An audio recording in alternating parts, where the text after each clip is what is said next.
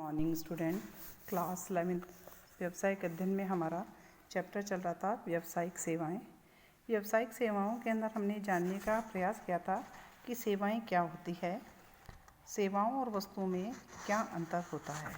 ये हमने अपने लास्ट लेक्चर में पूरी तरह से समझ लिया था। परिभाषा समझ रही थी सेवाएं क्या होती हैं, साथ ही में उसकी विशेषताओं को हमने अध्ययन किया और वस्तुओं से ये किस प्रकार से डिफरेंट है ये हमने आपको समझाया। आज हम इसी लेक्चर को और आगे चलाते हैं। इसमें हम पढ़ने जा रहे हैं सेवाओं के प्रकार। सेवाओं को अध्ययन की दृष्टि से व्यापक रूप से 3 भागों में वर्गीकृत किया गया है, जिसमें सबसे पहले आती है व्यावसायिक सेवाएं, फिर दूसरी आती है सामाजिक सेवाएं और तीसरी आती है व्यक्तिगत सेवाएं।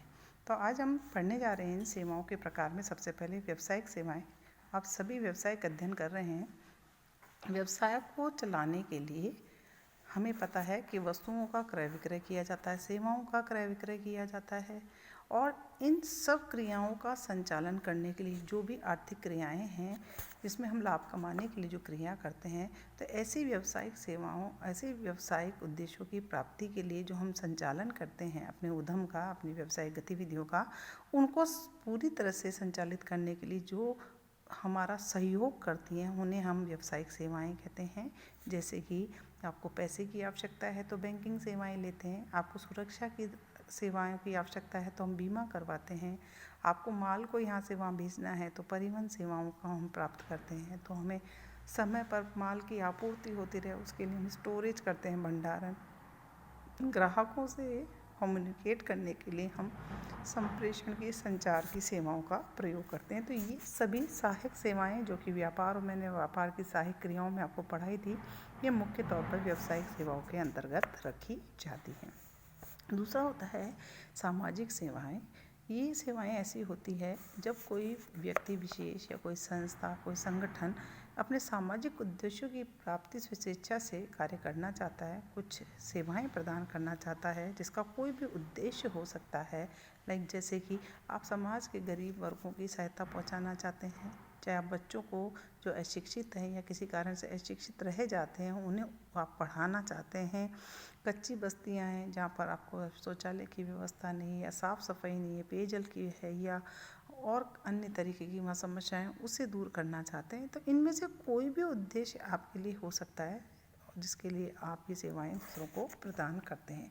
साधारणतः ये सेवाएं स्वैच्छिक संगठनों द्वारा प्रदान की जाती है, जिसके बदले में ये कुछ राशि लेते हैं ताकि उनकी लागतों को पूरा, ये नहीं कहते ना कि कोई भी चीज़ चलाने के लिए उसकी मिनिमम कॉस्ट होती है, फ़ायदे के लिए नहीं है, लाभ के लिए नहीं है, लेकिन कहते हैं ना कि उसको मेंटेन करने के लिए तो कुछ, जैसे कि आप देखते होंगे सरकार, आप देखते होंगे टोल टैक्स लेती है। वो टोल टैक्स क्यों लेती है सरकार? इसलिए लेती है कि जो सड़कें हैं उनका रखरखाव, मेंटेनेंस करने के लिए तो पैसों की आवश्यकता होती है। लाभ कमाना उद्देश्य नहीं है वहाँ सरकार की, वो प्रॉफिट कमा रही है, लेकिन वो ये चाहती है कि जनता को अच्छी सेवाएं मिले, आधारभूत सेवाएं मिले ताकि वह आराम से यात्रा कर सके। तो वो टोल टैक्स के रूप में कुछ शुल्क वसूलती है, लेकिन उससे क्या होता है, सड़कें हमारी मेंटेन रहती है और हम आसानी से सहायता कर सकते हैं। उदाहरण के लिए कुछ गैर सरकारी संगठन जिसको हम NGO भी बोलते हैं, यानी नॉन गवर्नमेंट ऑर्गेनाइजेशन भी होते हैं, सरकारी एजेंसियां भी होती हैं, इनके द्वारा ऐसी सेवाएं सामान्यतः उपलब्ध कराई जाती हैं। तीसरी होती है हमारी व्यक्तिगत सेवाएं। ये वे सेवाएं होती हैं जो व्यक्ति विशेष द्वारा अपने ग्राहकों को अपने व्यक्तिगत अनुभव, अपनी योग्यता पे आधार पर दी जाती है, लेकिन इन सब में एकरूपता पाई नहीं जाती, ये भिन्नता लिए भी होती है। डिपेंड करता है कि आपसे कोई व्यक्ति विशेष क्या आप एक्सपेक्टेशन रखता है, वो किस तरह की सेवाएं चाहता है, ग्राहकों की पसंद नापसंद, उनकी आवश्यकता, उसकी संतुष्टि पर निर्भर करती है व्यक्ति विशेष जो सेवाएं उसको देता है। फॉर एग्जांपल के लिए कि आप एक पार्लर में जाते हैं तो आपको क्या कराना है, किस तरह से कराना है, ये आपकी डिमांड है, और उसको पूरा करने वाला जो सेवाएं प्रदान करता है व्यक्ति विशेष, वो आपको कितनी अच्छी देता है, ये आपके ऊपर निर्भर करता है कि आप कैसी देना चाहते हैं। अगर आपको ग्राहक को बार बार बुलाना है तो आप उसको बेहतरीन सेवाएं देकर संतुष्ट करेंगे ताकि वह बार बार आपके यहाँ आए। ऐसी सेवाओं के अंदर से पर्यटन है, मनोरंजन की सेवाएं हैं, जलपान की सेवाएं हैं। होटल में भी जाते हैं तब भी तो यही होता है हमारे साथ कि जो होटल वाला हमें अच्छे तरह से अटेंड करता है, हमें अटेंड करता है, अच्छे से सेवा करता है हमारी, हम उसके पास पुनः लौट के जाते हैं। तो ये व्यक्तिगत सेवाएं भिन्नता ली हुई होती है, इसमें समरूपता नहीं पाई जाती है। लेकिन ये तीनों प्रकार की सेवाएं पढ़ने के बाद हम जो अध्ययन करेंगे, क्योंकि हम व्यावसायिक अध्ययन करने जा रहे हैं पार्ट फर्स्ट 11th क्लास के अंदर, तो हम व्यावसायिक जगत को ही समझने के लिए, व्यावसायिक क्रिया को ही समझने का ज़्यादा प्रयास करेंगे। इसीलिए सेवा का जो प्रथम वर्ग था व्यावसायिक सेवाएं, उसी को हम इसके अंदर डिस्कशन करेंगे।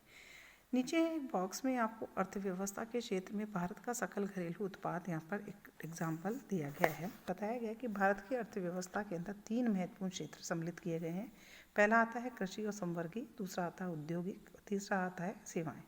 इसमें जो आपका सेवा वर्ग है, अगर आप अभी आगे एक टेबल भी मैं आपको दिखाने वाली हूँ, उसमें बताया गया कि चालू कीमतों पर 2016-17 में सेवा क्षेत्र का अनुमानित सकल वर्धित मूल्य यानी जीवीपी जो था भारतीय मुद्रा में था 73.79 लाख करोड़। इसके समरूप भारत की कुल सकल वर्धित जो कि 137.51 लाख करोड़ है, उसका लगभग ये 53.66% सेवा क्षेत्र, यानी अगर आप देखें तो भारत के पूरे जीडीपी के अंदर लगभग आधे से ज़्यादा कंट्रीब्यूशन हमारे सर्विस सेक्टर का यानी सेवा क्षेत्र का ही होता है। जबकि 29.90 लाख करोड़ उद्योग का जो केवल 29.05% है, और औद्योगिक क्षेत्र की बात, कृषि क्षेत्र की बात करें तो 23.82 लाख करोड़ जो कि भारतीय अर्थव्यवस्था का केवल 23.82% ही है। इस चीज़ से आपको ये समझ में आ रहा है कि सेवा क्षेत्र कितना इम्पॉर्टेंट सेक्टर है। इसीलिए अध्ययन के लिए इसको यहाँ एक पाठ के माध्यम से आपको इसकी जानकारियाँ दी जा रही। यदि वर्ष 11-12 की बात करते हैं तो देखा जाए तो कृषि संवर्ती उद्योग और सेवा क्षेत्र का योगदान क्रमशः 15.11, 11.12 और 53.77, यानी आप शुरू से ही देखिए कि 2011 से लेकर 2016-17 का यहाँ आंकड़ा दिया गया है। उसमें अगर आप देखेंगे तो आपको बहुत अच्छी तरह समझ में आएगा कि सेवा का जो सेक्टर है यानी सेवा का जो क्षेत्र है उसका प्रतिशत आधा से ज़्यादा रहा है। आप इस सारणी को ध्यानपूर्वक देखेंगे तो आपको समझ में आएगा। लास्ट कॉलम प्रतिशत का दे रखा है जिसके अंदर तीनों का एग्रीगेट करके दे रखा है। आप देखेंगे तो आपको समझ में आ जाएगा कि सर्विस सेक्टर हमारे लिए इतना महत्वपूर्ण क्यों है। अब हमने बात की थी कि हम सर्विस सेक्टर के अंदर केवल व्यावसायिक सेवाओं का ही यहाँ अध्ययन करेंगे, क्योंकि व्यावसायिक अध्ययन पढ़ रहे हैं। आप सभी जानते हैं आज कड़ी प्रतिस्पर्धा का युग है, और आज का क्या सिद्धांत है कि जो सर्वदा योग है वही आज अपने पैर टिका पाता है, ठीक है ना। यानी जो समय के साथ चलता है, सब लोगों की इच्छाएं पूरी करता है, ग्राहकों की, और लाभ अर्जित करता है, ऐसे लोग आज के इस प्रतिस्पर्धी युग में अपने आप को टिकाए हुए हैं। अकर्मठों के लिए यहाँ कोई स्थान नहीं, यानी जो समय के अनुसार नहीं चलते, कर्म नहीं करते, कार्य नहीं करते, वह लोग बहुत पीछे रह जाते हैं। उनके लिए यहाँ इस प्रतिस्पर्धा के युग में कोई भी जगह नहीं है। इसीलिए कंपनियां आजकल अपने कार्य को सर्वश्रेष्ठ तरीके से करना पसंद करती है। अपने संसाधनों का उपयोग जो करती है वह प्रभावता और कुशलता के साथ करती है।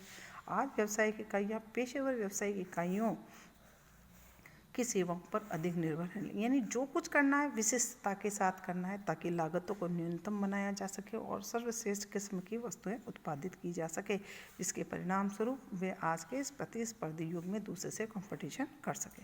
व्यावसायिक इकाइयाँ जो हैं, चाहे वो धन प्राप्ति के लिए बैंकों से अपने संयंत्र माल को इधर से उधर ले जाने के लिए, मशीन आदि का बीमा कराने के लिए, कोई परिवहन सेवाओं पर, कोई ग्राहकों से संपर्क करने के लिए संचार सेवाओं पर, डाक सेवाओं पर, बैंकों पर, परिवहन सेवाओं पर किसी न किसी प्रकार से आज तक डिपेंडेबल है। यानी आपको अपने व्यवसाय का अगर ढंग से संचालन करना है तो आपको ये जो सेवाएं हैं उन पर निर्भर रहना होता है।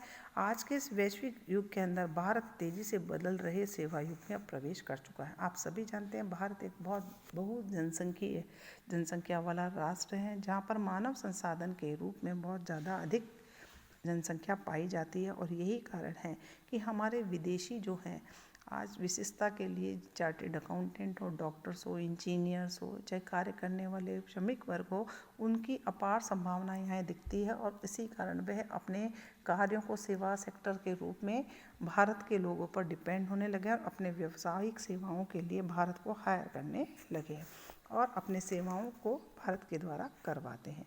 आगे हम इसी पाठ के अंदर इस चीज़ को, जिसको आउटसोर्सिंग के नाम से हम जानते हैं, इसको भी हम इसमें पढ़ने जाएंगे। अभी हम बात करते हैं कि इन व्यावसायिक सेवाओं में क्या क्या आता है, जिसमें पहला पॉइंट हम पढ़ने जा रहे हैं हमारा बैंकिंग के बारे में। तो बच्चों आज के लिए इतना ही है।